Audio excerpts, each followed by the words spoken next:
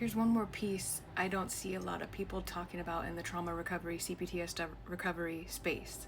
So, like, once you have awareness on how much you live in the past, like, this is where you need to build the discernment of, is this habitual? Because most of us with trauma, with deep trauma and CPTSD, narcissistic abuse, who live heavily in the past, it's either two things when you start healing.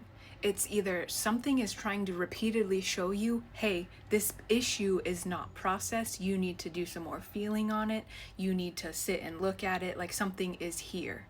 Or it is a habitual, like just a repeated habit, because like this is how we live as trauma survivors. We're so stuck in the past because nothing has been processed. We're not feeling, we're numb. It's just our mind just lives in the past.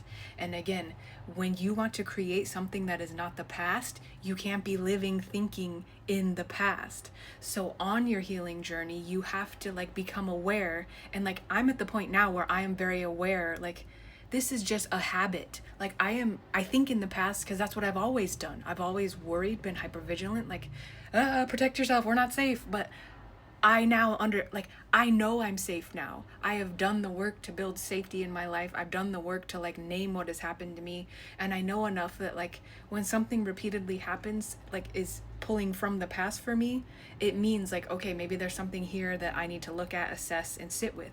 So I do that. Or if it's a repeated thing, like where I'm just like reliving old conversations or dumb shit in my mind, like I know, like, what are you doing, Haley? We got to come back to the present.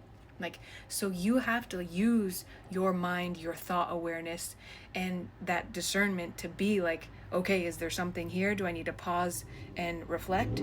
Or is this where I need to remind myself, come back to this moment? Who are you trying to be? Who do you want to be? How do you want to feel? And you have to focus on that. Like, this is how I live my life. Like, this is what you have to do if you want to create something outside of your trauma. And you can do this again by recognizing when you're in the past and deciding, do I want to keep living and creating from this point of the past? Which I hope the answer is no. Like, no, we don't want to do this. We don't want the past. We don't want more abuse. We don't want more shit. We want good feelings. We want a good life. And you can get there. You have to just have this awareness now, like where you need to know, if do I need to sit with myself? Do I need more safety? Like, what do I need? Why am I thinking of this old stuff? What is happening? And like, then you decide, where do I want to go? Do I need to love on me more? Do I need to care for me? You figure out what you need and you meet those needs. And that helps you learn, I'm safe to pull my thought off this. Like, I can just let it go, let it blow away, like get it out of your head, put it on a shelf, like stop thinking it. Like mental, like your healing journey is going to be very, very mental. There's a lot of mental work involved in recovery. And the more you, again, it's a muscle. You build the muscle. You recognize you're in the past, you put the brakes, assess, do I need to feel, do I need to heal?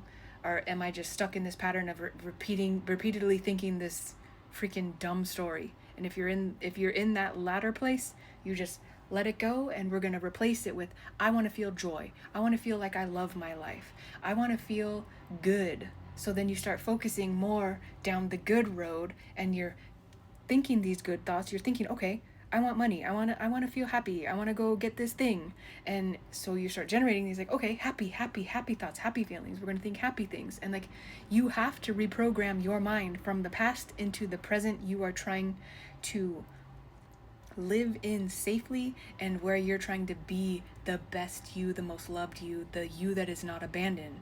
And you're doing this as you do this entire process, because you can't do this process if you don't feel safe, if you're not aware, and if you're not trying to actively heal.